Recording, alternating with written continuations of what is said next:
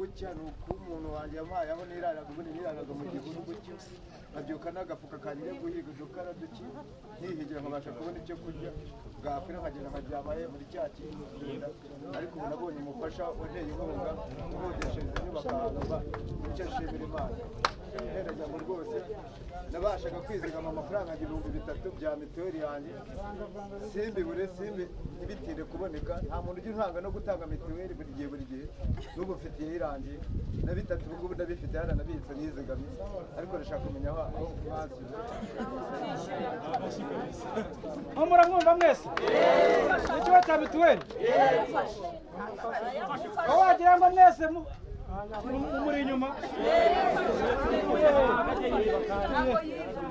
turamuzi uyu muturage mwese mwamuzi ni umukene ujya gufana na tujya inama muramuzi iyo umuturage ari umukene mu nteko yanyu mukamubyemeza uri ku kintu cya bingana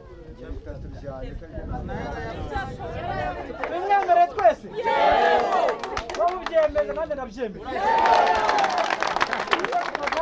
muri fishi umudugudu arimwuzurize tuyishingiyeho tumuhindura icyiciro cye nta kibazo